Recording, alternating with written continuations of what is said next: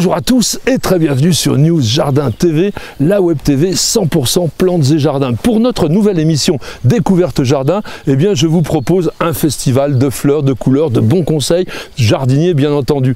Nous sommes ici au parc botanique de Haute-Bretagne. C'est un des exemples de ce que vous allez voir aujourd'hui, mais il y aura beaucoup d'autres choses. Alors restez avec nous, vous allez voir, on va passer un moment de bonheur jardinier.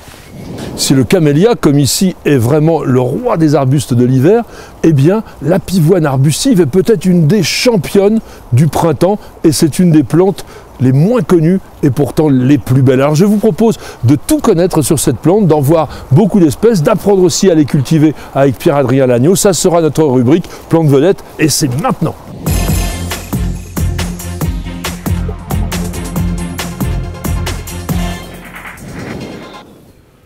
Nous sommes dans les tout premiers jours de mai et je suis dans le jardin de la Société Truffaut en Essonne.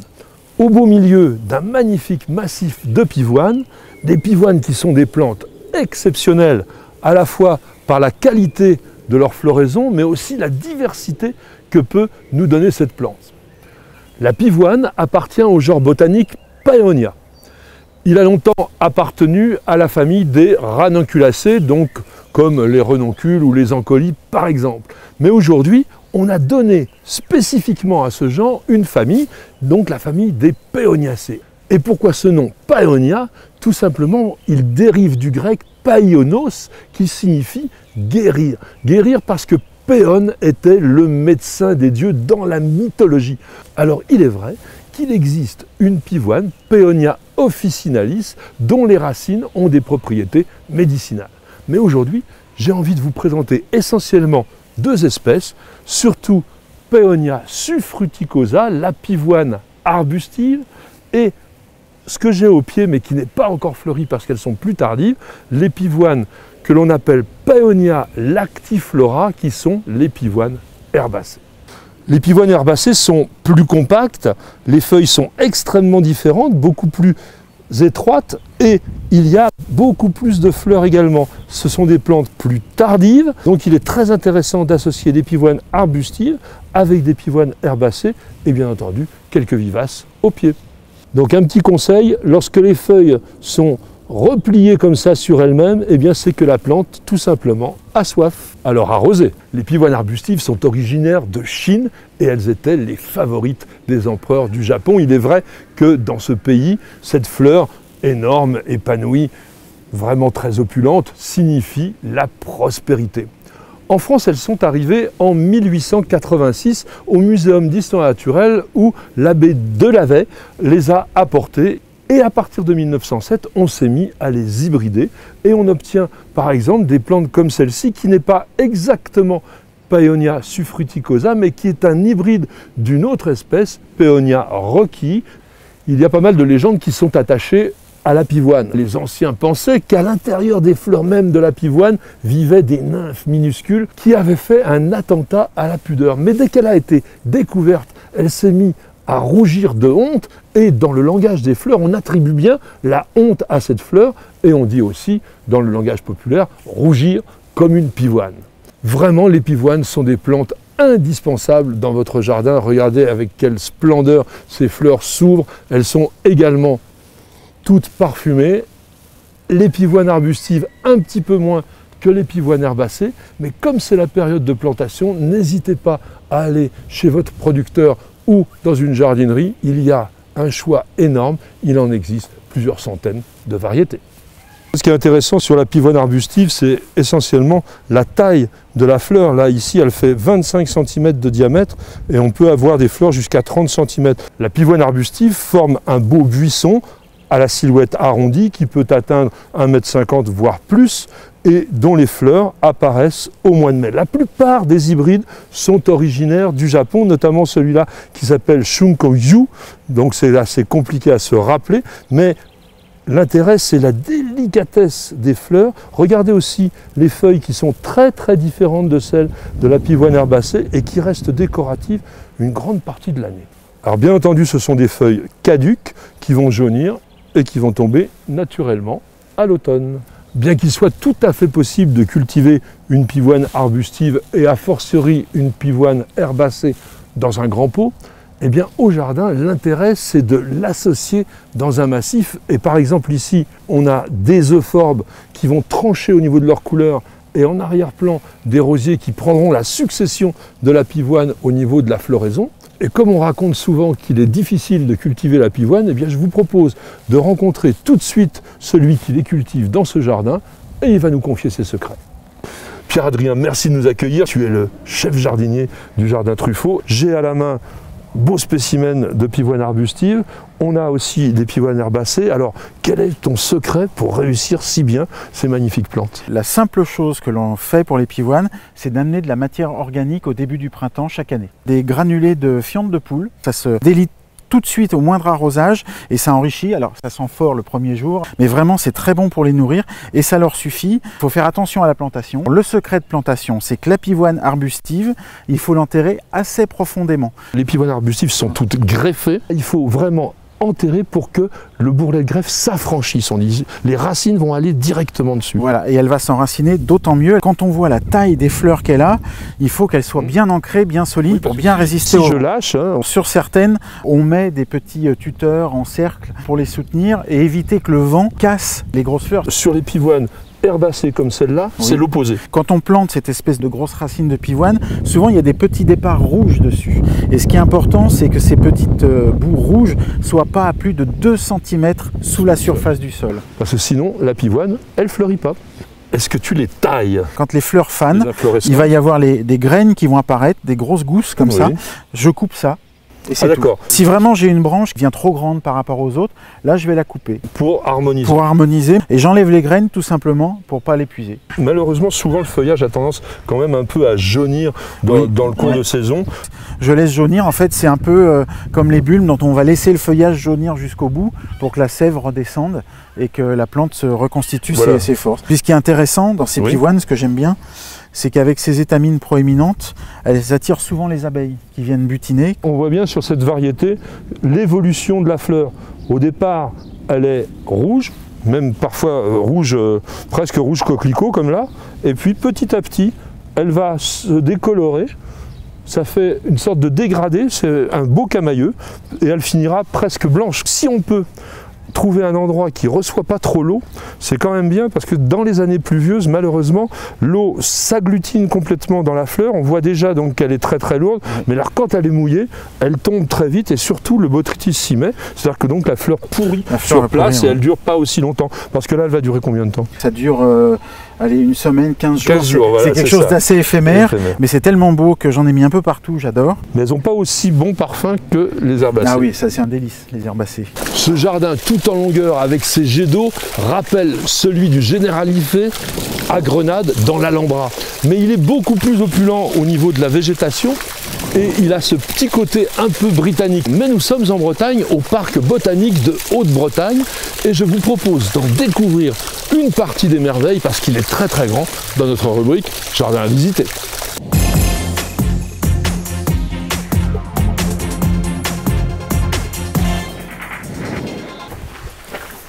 Alain, bonjour. Ah, bonjour Patrick.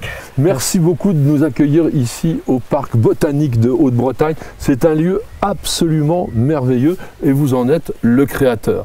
Alors cette histoire a commencé quand ? Ah, très précisément il y a 25 ans Patrick. Je suis arrivé ici le 24 mai, elle était totalement en état de friche. Vous arrivez là et vous voyez déjà un jardin à cette époque-là ? Oui, donc j'avais imaginé un parcours de visite à l'intérieur de ce lieu et qui m'avait séduit par la beauté du paysage environnant. Il était totalement ceinturé de grands arbres. Et il n'y avait aucune pollution visuelle extérieure. Ici, c'était l'ancien potager de la propriété, mais c'était à l'état total de friche. Il y avait des érables sycomores qui montaient à 8-10 mètres de hauteur, et il y avait des ronces partout sur 3-4 mètres. Les murs étaient totalement couverts de lierre. Est-ce que dès le départ, vous avez ressenti un jardin? Est-ce que vous aviez déjà l'idée d'un jardin? J'imaginais déjà, effectivement, donc ici un jardin quadripartite, un jardin qui rappelait le premier jardin connu dans l'Antiquité, celui de Cyrus, avec ses 4 fleuves fleuve qui découpe les 4 parcelles, hein, le Tigre, le Nil, l'Euphrate et l'Indus. Et puis 7e siècle après Jésus-Christ, dans les jardins islamiques, on retrouvait encore ces 4 fleuves, l'eau, le lait, le miel et le vin. Et puis dans les jardins du Moyen-Âge aussi, hein, avec les 4 évangélistes cette fois. Alain, nous sommes donc dans une partie très structurée que vous avez voulu d'une façon assez symbolique. Juste un rappel de l'ancien potager de la propriété à l'intérieur de cet ensemble de murs. Là, donc, il y a 4 carrés. Il y a un carré pour les plantes aromatiques, un carré pour les plantes médicinales, un carré pour les fleurs à couper et un carré pour les plantes légumières. Et au centre de chacun de ces carrés, on a planté un petit arbre symbolique. Il y a le pommier qui est l'arbre de la connaissance du bien et du mal. Il y a l'amandier qui est l'arbre du renouveau de la vie. Le cèdre nain du Liban dans le jardin des fleurs à couper. Et puis il y a aussi le grenadier qui est l'arbre symbole de l'immortalité. Alain, nous voilà dans un autre jardin extrêmement structuré. Inspiration Renaissance? Oui, jardin Renaissance italienne avec 2 terrasses, une première qui est ceinturée d'une haie de camélia, Camellia Cinnamon Cindy, qui fleurit au mois de mars à fleurs blanches, parce que dans ce jardin, il n'y a que des fleurs blanches. L'été, avec les hydrangeas paniculata, là, nous aurons effectivement de très belles inflorescences blanches. Il y a une histoire quand même intéressante à raconter sur ce jardin, c'est que ici, c'est un jardin décoratif bien évidemment, mais aussi un jardin d'utilité parce que c'est le lieu d'épuration. On reçoit dans les bassins les eaux usées. Il y a 5 bassins successifs pour le traitement de ces eaux usées. On a aussi des tapis de pachysandra à faire rêver tous les jardiniers. Nous avons pris soin de les planter dans une bonne terre donc humifère. Ces pachysandra font un couvre-sol épais où rien ne passe. Nous sommes ici, dans ce parc, dans un lieu où nous offrons des captages d'eau potable pour la ville de Rennes. Alors, nous avons donc pris 1000 précautions pour qu'il n'y ait absolument aucun traitement phytosanitaire qui puisse polluer la nappe phréatique. Alain, nous avons vu au fil du reportage qu'il y avait plein de thématiques qui étaient développées dans votre jardin. Déjà, quelle est sa superficie? Ici, donc, nous travaillons sur 30 hectares à entretenir. Et les visiteurs, eux, se promènent sur 25 hectares. Donc c'est déjà énorme. Donc on a toutes ces thématiques et ici, on a quelque chose d'assez poétique. C'est le jardin du reposoir de l'harmonie du soir. Ce poème, il est exprimé en végétaux et avec des végétaux un peu particuliers.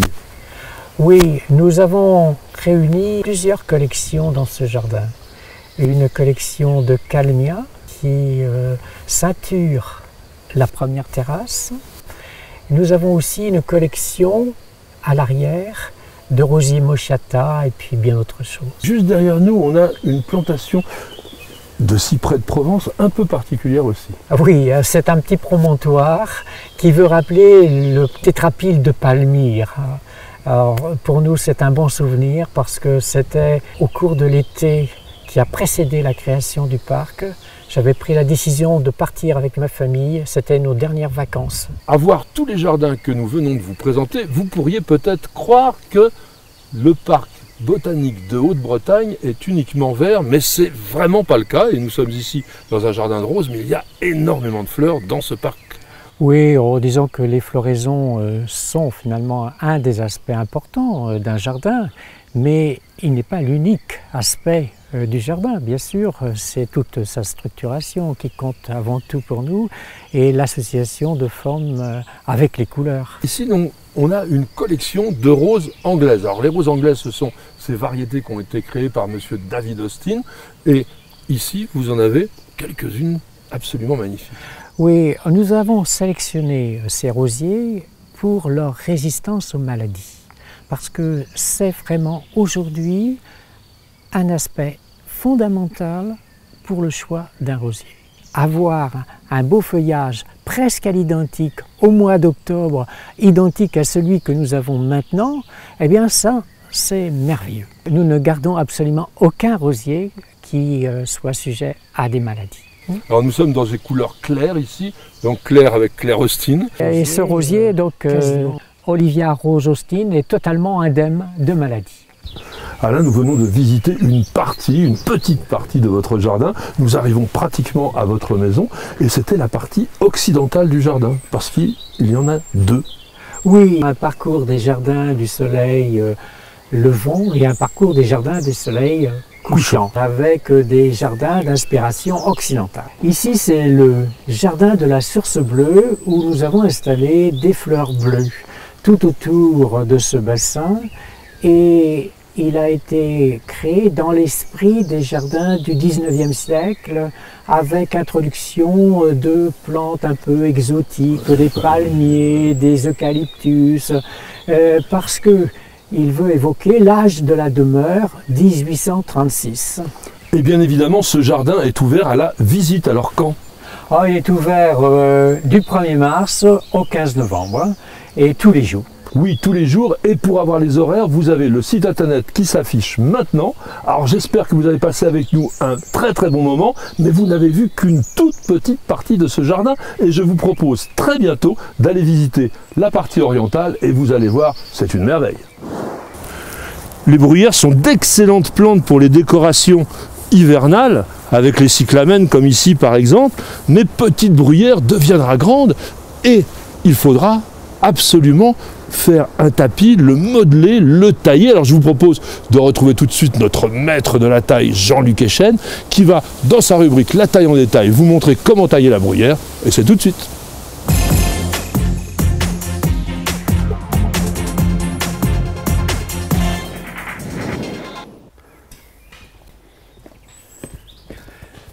Bonjour à tous, nous sommes maintenant au mois de mai. Dans les massifs de terre de bruyère, les azalées sont encore en pleine fleur, mais les bruyères qui ont fleuri tout l'hiver ont déjà fini. Et c'est maintenant le bon moment pour les tailler. Nous sommes en présence d'un massif d'Erica carnea. Erica carnea, c'est la bruyère d'hiver. Elle fleurit du mois de novembre jusque quasiment à la fin du mois d'avril, début du mois de mai. C'est une plante mellifère et qui pousse naturellement un tapis assez régulier. Mais si on y prend garde, il devient un petit peu échevelé et surtout, elle finit par se creuser et faire du bois sec. Et la taille va permettre de remédier à ce défaut. Comme vous pouvez le constater, la bruyère pousse par l'extrémité, la base des rameaux finit toujours par se dégarnir et cette plante n'a malheureusement pas la capacité à refaire des nouvelles pousses sur le vieux bois. Ce qui fait qu'on a toujours du bois sec et on risque d'avoir une plante creuse et qui perd son intérêt décoratif. Cette particularité des bruyères ne va pas m'empêcher de tailler, bien au contraire. En fait, je vais rester avec ma taille dans la couche superficielle, toujours là où j'aurai de la dynamique de pousse. Il vaut mieux utiliser une cisaille de précision, à lame courte, bien affûtée, avec laquelle je vais pouvoir faire un tranchant chirurgical et sculpter mes petites bruyères. Je commence à tailler par les bords, et bien évidemment, je ne vais pas faire une falaise verticale, je vais aller couper en épousant la forme du sol, de façon à forcer la bruyère à progresser et à s'étaler.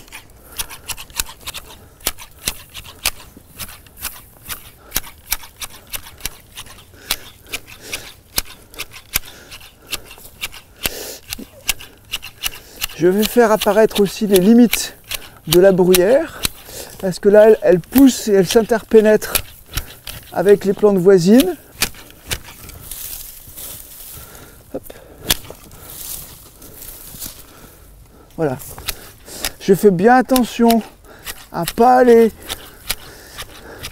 dans le bois sec, ou si je suis obligé, pour égaliser la plante, de supprimer un rameau trop important, je vais aller vraiment le couper juste ici, là où j'ai un nouveau départ, coupe ici, et j'obtiens une coupe qui sera au maximum invisible,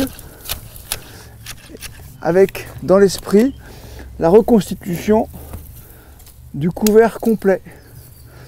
J'en profite aussi pour, quand je vois les bois secs, ici, avec un peu plus de précision, hop, nettoyer, voilà, un bois sec. La difficulté, en fait, c'est de travailler à plat, et à un moment, on va être obligé de mettre le pied au milieu. Et là, il faut faire très attention. Le bois de la bruyère, il casse comme du verre. Donc il vaut mieux que je prenne un peu de temps et que j'aille chercher délicatement l'endroit où je vais pouvoir poser mon pied. On ne marche pas sur la bruyère. Je tourne autour, je regarde mes pas. Et alors, quand vous plantez un massif de bruyère, au moment de la plantation, vous allez déjà prévoir la taille future en ménageant des espaces sur lesquels vous allez poser une dalle, une petite dalle d'ardoise par exemple, et qui va être espacée pour pouvoir faire un pas, puis un autre pas.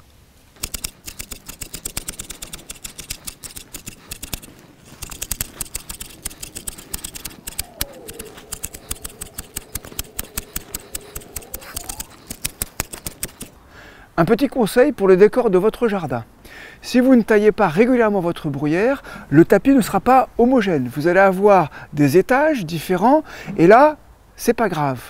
Il suffit de faire une taille plus proche de la forme naturelle des bruyères et on va tailler, disons, comme un jardin anglais.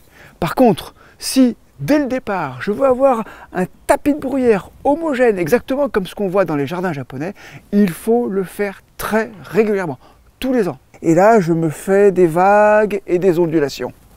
Et je vais vous montrer comment on fait sur ces jeunes bruyères.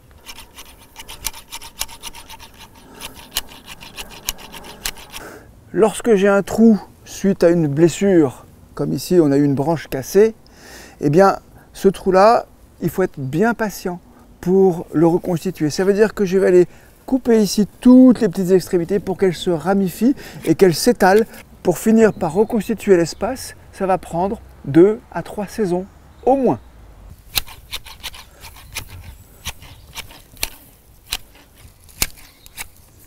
Que ce soit dans des jardins européens ou dans des jardins japonais, l'association azalée-bruyère est toujours réussie. Et si je veux avoir un aspect plutôt japonais, je vais m'y prendre dès la plantation des jeunes bruyères pour bien tailler tous les ans et avoir un tapis bien dense et bien serré. Là, j'ai laissé un petit peu filer, mais là, sur cette partie-là, je peux tailler très dense et avoir un tapis bien ras en association avec mes azalées. Et là, je retourne ma cisaille parce que sur les bords, je vais aller épouser le bord et je vais faire une pente très progressive. C'est ça qui va être très agréable à l'œil.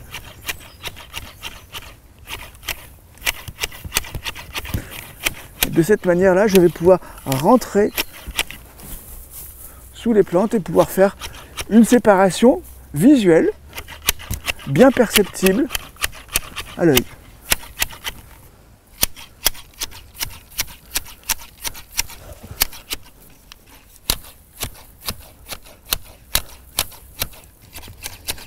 Voilà, et après, tac, toujours une petite séparation ici, voilà. Je n'oublie pas de faire la limite de cohabitation entre les plantes. Là, j'ai taillé entre l'azalée et la bruyère, j'ai taillé aussi un petit peu l'azalée, de façon à ce que je puisse passer là ici. Vous voyez, j'ai juste un espace pour passer ma lame, ça suffit, c'est pas la peine de trop creuser. Un dernier conseil pour avoir un beau jardin, un beau massif de terre de bruyère, c'est maintenant qu'il faut mettre l'engrais juste après la taille, toujours suivi par un petit arrosage. Taille tôt, taille tard, taille court, mais taille donc et à bientôt pour une nouvelle taille en détail. Je suis dans les pépinières Georges Delbar, ici à Malicorne dans l'Allier, et autour de moi des palmettes, des U-doubles, des formes plates de pommiers et de poiriers qui vont être mises à la vente dès cet automne. Ce sont des plantes extrêmement intéressantes pour les petits jardins, notamment en ville, puisque vous pouvez les appliquer contre un mur. Mais c'est délicat, complexe, assez technique pour réaliser. Il faut pratiquement 5 ans. Je vous propose de rencontrer tout de suite Guillaume, il est chef d'équipe ici, et il va nous délivrer tous les secrets de la fabrication de ces U-doubles. Vous allez voir, c'est absolument passionnant, et ça sera notre rubrique Conseil jardinier.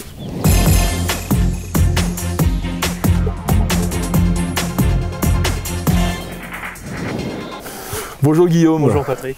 Écoutez, je suis ravi de vous retrouver ici aux pépinières Georges Delbar. Nous sommes dans l'Allier. On avait fait ensemble un beau sujet sur comment greffer en anglaise compliqué et vous vous occupez des arbres fruitiers. Alors aujourd'hui, on va parler de formation fruitière et en particulier du U-double. Alors ça commence ici avec les bébés. Voilà, on va commencer avec des arbres qui ont la forme appelée Sion.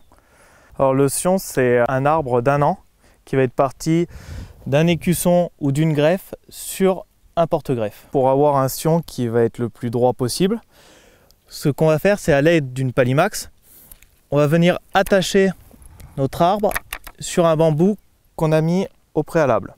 On va y espacer à peu près d'une quinzaine de centimètres, il n'y en a pas besoin de beaucoup, c'est vraiment pour garder l'axe droit de notre arbre par rapport au porte-greffe.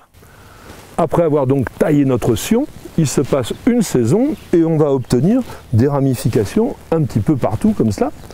Et il va falloir donc tendre une armature de façon à pouvoir préparer la forme, Guillaume. On va tirer 3 fils pour pouvoir faire l'armature de notre U-double.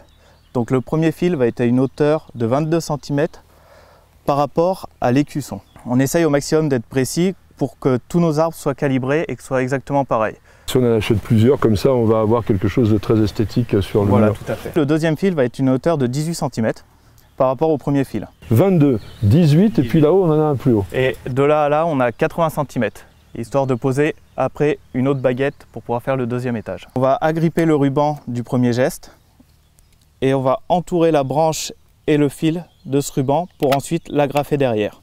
Grâce à cette agrafe, on va donner la forme de notre branche pour suivre le fil. C'est quelque chose qui est biodégradable? Oui, c'est biodégradable. Le plastique durcit et ça casse naturellement. Voilà. Sur une branche comme ça, ce qu'on va essayer de faire déjà, c'est de donner un arrondi au niveau du sion de la première AD. D'accord. Pour donner vraiment la forme de U.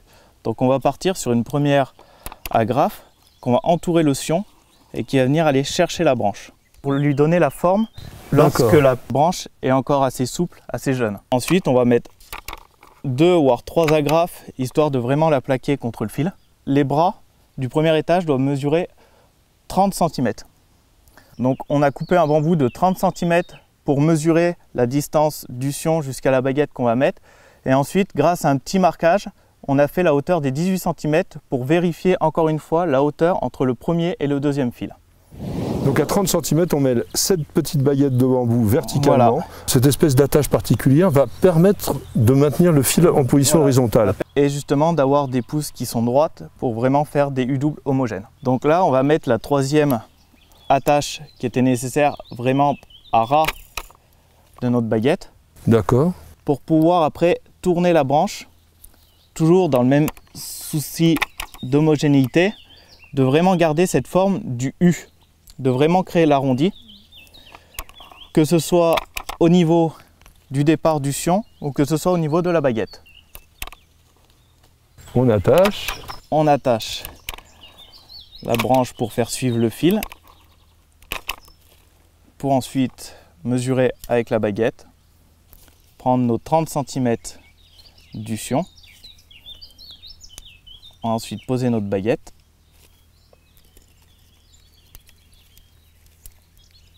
à 30 cm. Impeccable. Ensuite, on va mesurer les 18 cm de hauteur. Avec le petit repère. Avec le repère.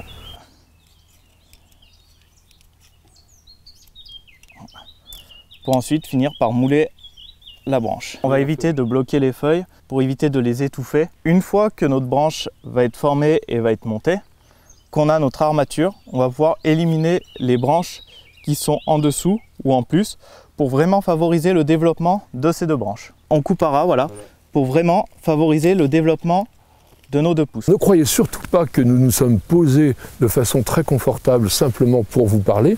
En fait, vous travaillez comme ça lorsqu'on prépare les arbres. Voilà, pour être à hauteur vraiment des branches, pour avoir la meilleure vision possible. On a ici une armature à 80 cm. Voilà. Maintenant, on a mis des baguettes verticales qui sont attachées sur celle qui est en fait à 40 cm. 22 et 18, ça fait 40, je compte pas si mal. Et parce que maintenant, on est passé à la 3e année. En fait, ce que l'on avait fait tout à l'heure, on avait remonté une branche comme cela, et à l'hiver, donc, vous l'avez retaillé de manière à ce que maintenant, on puisse faire le 2e étage, comme vous appelez. On la retaille un peu au-dessus du fil, pour ensuite sélectionner avec l'aide d'une serpette pour créer ce que l'on appelle un onglet.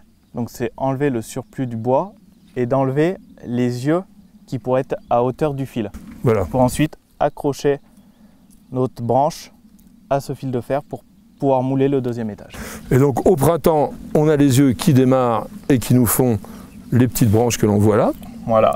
Vous retravaillez de la même façon que ce qu'on a fait précédemment, mais pas sur les mêmes distances. Non, les distances du deuxième étage, ça va être 15 cm à partir de l'onglet. Donc on va toujours utiliser une petite pige pour pouvoir mesurer de l'onglet jusqu'à la baguette.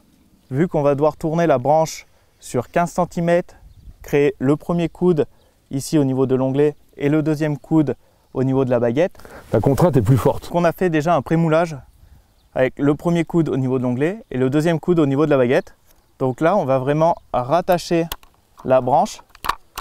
À la fin de la saison, elle est là-haut. On va toujours faire du même côté pour vraiment garder l'axe de notre arbre. À ce stade-là, donc ça va monter comme ça tout droit. Oui. Et qu'est-ce que l'on fait d'autre? Ben, on va vraiment accompagner la pousse.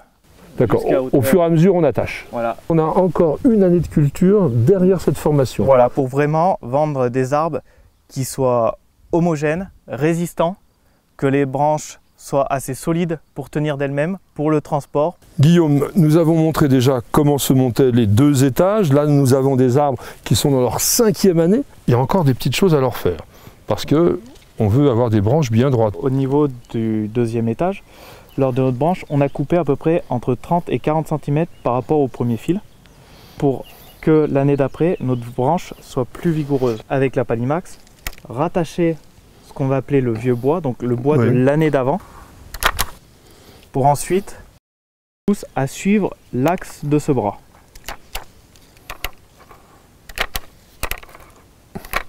Voilà, donc là maintenant elle est bien verticale.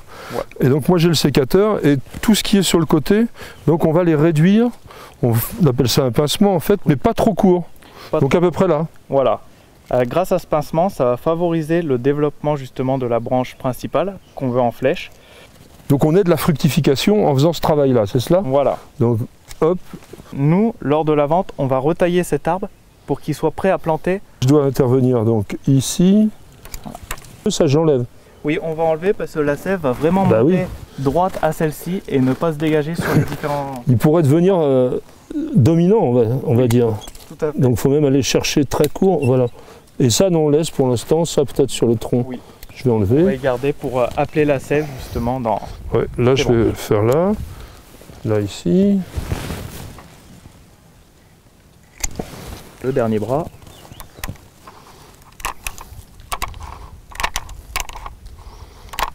Les palmettes que vous allez trouver dans le commerce sont des arbres âgés déjà de 5 ans de travail régulier, minutieux, comme vous avez pu voir des professionnels. Cela explique évidemment le prix relativement important de ces palmettes. On est à quel prix?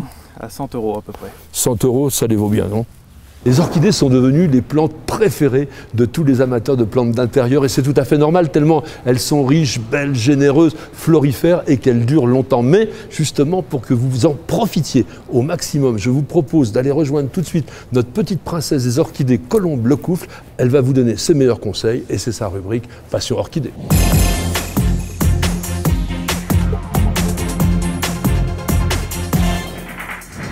Aujourd'hui, je vais vous proposer des conseils pratiques pour l'entretien de vos phalaenopsis. Donc pour commencer, ce qui serait important, c'est d'utiliser toujours un outil qui va être stérilisé avec soit une flamme, soit de l'alcool.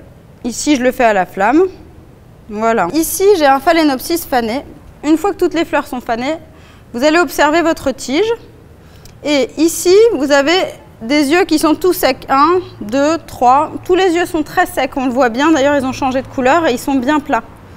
Donc cette tige-là ne va pas repartir. C'est-à-dire qu'on va prendre l'outil stérilisé, on va couper la tige tout en bas. À l'inverse, cette tige-là, vous observez un œil sec, plusieurs yeux secs, et ici un œil bien gonflé, bien vert. Donc ce que vous allez pouvoir faire, c'est couper au-dessus de l'œil vivant, toujours avec l'outil stérilisé. Vous le coupez 2 ou 3 cm au-dessus de l'œil.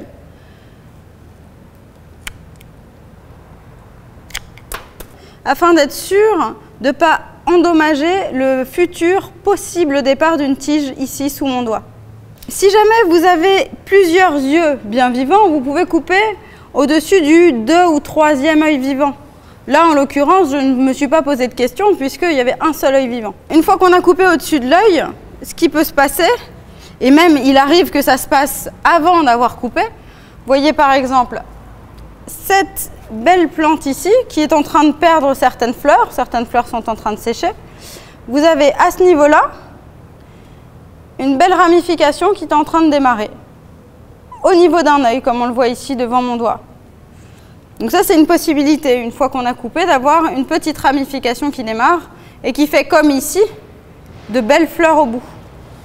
Il arrive de temps en temps que la tige sèche complètement et c'est à ce moment-là qu'on va venir couper tout en bas, même si on avait attendu que la petite ramification démarre. Une fois qu'on a coupé la plante, on va bien sûr la mettre à la lumière pour espérer qu'elle démarre une petite ramification. Maintenant, je vais pouvoir vous montrer la différence entre le démarrage d'une tige et le démarrage d'une racine. Une fois qu'on a coupé les tiges de notre Phalaenopsis, il va falloir attendre entre 6 et 12 mois avant de voir une nouvelle tige démarrer. Pour observer les tiges, ce qu'il faut voir, c'est que généralement, elles démarrent au creux de 2 feuilles. Ici, en l'occurrence, au bout de mon index, vraiment à l'aisselle de 2 feuilles, on a un petit départ de hampes florales vertes. Et pour faire la différence, au bout de mon index maintenant, vous avez les racines qui démarrent, qui elles sont plutôt sur le côté. Il arrive de temps en temps qu'on fasse un peu la confusion de la racine et de la tige quand on voit quelque chose démarrer à la base de notre plante. À partir du moment où vous avez observé ce départ de tige à la base de vos feuilles, une chose très importante est de maintenir votre plante bien à la lumière, avec des températures d'intérieur relativement stables qui vont être entre 17 et 25 degrés, et toujours bien penser à surveiller la couleur de vos racines pour être sûr que votre plante ait de l'hydratation comme elle en a besoin. Une fois que la hampe florale s'est bien développée, on va pouvoir lui mettre un tuteur afin de la protéger. Pour le placement du tuteur, l'idéal, ça va être de se positionner le plus proche de la base de la tige. Et on va bien planter le tuteur sans avoir peur de blesser les racines, puisque de toute façon, les racines vont se cicatriser très vite contre le tuteur. Et ensuite, on va venir, avec un doigt, rapprocher un petit peu le tuteur et tirer légèrement sur la tige pour la fixer avec une petite pince ou autre chose qu'on pourra avoir à la maison. Et lui laisser ensuite de la souplesse afin que la tige continue à se développer. À ce stade-là, la hampe florale va pouvoir se développer et faire ses fleurs d'ici à peu près un mois, en fonction de la lumière qu'il va y avoir à l'extérieur. Une des qualités majeures du Phalaenopsis, ça va être de tenir très très longtemps en fleurs, parfois entre 2 et 5 mois. Une fois que les fleurs vont commencer à faner, on va l'observer simplement comme ça, puisqu'elles sont plus ramollies, et en train de se décolorer et ramollies. Et donc on va les enlever simplement en tirant dessus. Hop, comme ça. Si je tire dessus et qu'elle ne s'en va pas, je peux la laisser en place. Une chose qui peut arriver, une fois que vous avez coupé votre tige, à partir d'un œil, vous pouvez avoir une petite plante qui pousse sur l'ancienne hampe florale. Cette plante-là, on va l'appeler le keki. Il va falloir la laisser se développer tranquillement, tout en aidant les petites racines extérieures à se développer, en les vaporisant de temps en temps. Le keki va se nourrir de la plante mère puisqu'il se développe à partir de la tige. Donc on voit ici, par la décoloration de la feuille, que le keki a pompé les substances nutritives de la plante mère. Cette plante, ce petit bébé, le keki, on va le laisser se développer jusqu'à ce qu'il ait au moins 4 ou 5 racines comme celle-ci, pour pouvoir ensuite le séparer de la mère et le rempoter dans son petit pot. L'apparition d'un keki se fait de temps en temps. Pour nettoyer les feuilles de vos plantes, ce que vous pouvez faire simplement, c'est utiliser un chiffon sec. Donc vous allez prendre ce petit chiffon et venir caresser votre feuille pour enlever la poussière. Vous pouvez être tenté d'utiliser du lustrant pour plantes vertes, simplement ce sera vraiment déconseillé pour toutes vos orchidées. Ça pourrait éventuellement boucher les pores et asphyxier votre plante. En revanche, l'engrais est très utile pour apporter un complément nutritif à votre orchidée. On vous conseillera d'utiliser 2 engrais différents. un pour la croissance des feuilles et un autre pour la croissance des hampes florales. Donc l'engrais va pouvoir être utilisé tous les 15 jours, en tout cas un arrosage sur 2, et toujours après l'arrosage à l'eau claire. Arrosez votre plante comme vous le faites d'habitude, en l'occurrence le Phalaenopsis par un petit trempage de 10 minutes, et ensuite utilisez une solution d'engrais diluée dans de l'eau à passer à travers le pot directement. L'intérêt d'utiliser 2 engrais différents est de pouvoir vous adapter à l'évolution de la croissance de votre orchidée. Pour un Phalaenopsis, utilisez l'engrais entre le début du printemps et la fin de l'automne. Une fois que vous avez coupé la hampe florale, vous allez pouvoir mettre que de l'engrais croissance, comme celui-ci, jusqu'à ce que 2 belles grosses feuilles se soient bien développées. Et ensuite, vous pourrez mettre en alternance floraison et croissance, toujours tous les 15 jours régulièrement, jusqu'à ce que vous voyez une nouvelle tige pointée à la base. Et là, si la nouvelle tige arrive, vous mettrez que de l'engrais floraison jusqu'à l'épanouissement de la dernière fleur. Et à très bientôt pour une nouvelle chronique Passion Orchidée.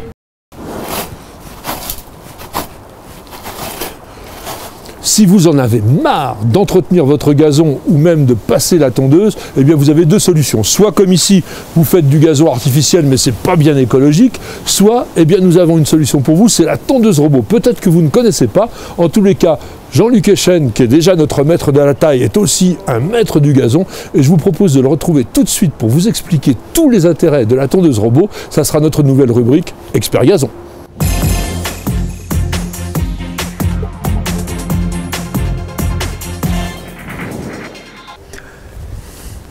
Bonjour à tous, je suis Jean-Luc Echen, je suis paysagiste. J'aménage et je cultive des beaux jardins. Par nécessité, je suis devenu expert gazon et j'installe des tondeuses robots depuis plus de 20 ans. Je vous ai dit expert gazon par nécessité, tout simplement parce que la pelouse, c'est le premier élément du jardin. C'est un espace à vivre, c'est un espace de liaison entre les différents éléments du jardin et surtout c'est celui qui va donner la perspective. Ce modèle de robot de tonte est peut-être récent, mais moi j'en installe depuis 20 ans et j'ai vu toute l'évolution. Tout d'abord, c'est une invention belge, monsieur André Collins. Il a inventé à la fois le concept de la tonte en continu avec des petits cutters et un algorithme de travail aléatoire, ce qui fait qu'au bout d'un certain temps, toute la surface est tondue parfaitement. Mais comment fonctionne le robot avec son algorithme? Je lui commande de partir et vous allez voir.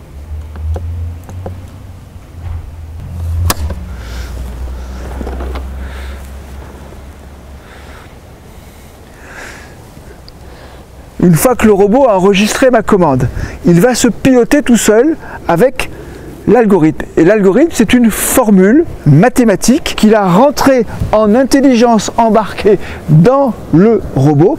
Et votre robot, il va partir et il va aller gérer lui-même son trajet, ses trajectoires.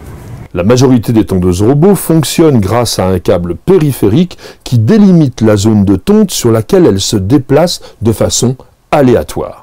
Ce câble est invisible car enfoui dans le sol à quelques centimètres de profondeur lors de l'installation. De fait, les tondeuses robots s'adaptent à tous les types de jardins, elles sont aussi très silencieuses. Les robots savent revenir se charger automatiquement à leur station. Il s'aligne progressivement sur l'axe de la station. Arrivé à une certaine distance, il sait exactement où il est par rapport à sa station. Et là maintenant, il s'aligne sur le centre de la station pour revenir se mettre au contact des électrodes. Lorsque ces accus sont de nouveau pleins, la tondeuse robot repart d'elle-même au travail. Ici, donc appuyez sur Start, prêt, appuyez sur Start, zone principale, suspendre la minuterie, ok, voilà, et fermer le capot pour démarrer. Le robot quitte la station. Il a enregistré ma commande. Une fois qu'il a enregistré ma commande, il va se piloter tout seul avec ce fameux algorithme. La station de charge reliée au secteur électrique émet un signal dans le câble périphérique qui constitue alors une barrière infranchissable pour le robot. Il n'y a donc aucun risque pour les plantations. Il existe deux catégories de robots tondeuses qui se distinguent par leur système de coupe. Certaines sont équipées de lames de type cutter qui peuvent être fixes ou rétractables. Passant de façon régulière sur une herbe courte, les lames cutter assurent une coupe nette de grande qualité, produisant des résidus très fins. Les lames rétractables évitent les effets de choc en présence d'obstacles. D'autres constructeurs ont fait le choix des lames classiques à 2, 3 ou 4 couteaux rigides. Les tondeuses à lames traditionnelles peuvent travailler de façon intermittente car elles acceptent de l'herbe plus haute. Il faut éviter le contact des lames classiques avec des obstacles durs. La fréquence de coupe favorise la densification du gazon et elle participe à l'élimination des herbes indésirables. Semaine après semaine, mois après mois, votre robot va vous aider à entretenir votre jardin. Il va tondre au fur et à mesure que l'herbe pousse. Et là, c'est génial parce que vous allez avoir un tapis d'herbe. Les graminées vont pousser à l'horizontale. Elles vont étouffer les mauvaises herbes et empêcher la mousse de proliférer. Une tondeuse robot, c'est une machine qui est conçue pour être parfaitement autonome. Vous pouvez la programmer, ensuite de quoi elle a son intelligence embarquée qui lui permet de se promener dans tous les sens sur le gazon. Et là, elle va aller partout, elle va faire même les petits coins bien paramétrés, vous aurez une tonte parfaite. Un robot, ça tond haut, ça tond court, ça tond toujours, et à bientôt pour un nouvel épisode Expert Gazon. Et oui mes amis, toutes les bonnes choses ont une fin et c'est en ayant derrière moi le magnifique château du parc botanique de Haute-Bretagne, ce jardin sublime qui nous a servi de fil rouge au cours de cette émission, que je vais vous dire au revoir. Mais je vous donne bien sûr rendez-vous très bientôt pour une nouvelle émission Découverte Jardin. C'est sur News Jardin TV, bien sûr. Merci d'avoir regardé notre vidéo, j'espère qu'elle vous aura plu. Alors si vous êtes des passionnés de plantes, de jardin, de botanique, de jardinage, vous êtes tombés à la bonne place. Et savez-vous également que News Jardin TV, c'est un site internet. Nous y avons mis beaucoup d'articles, des photos, des vidéos bien sûr, mais également des dictons et des citations. Alors rendez-vous dès maintenant sur www.newsjardintv.com. À très bientôt.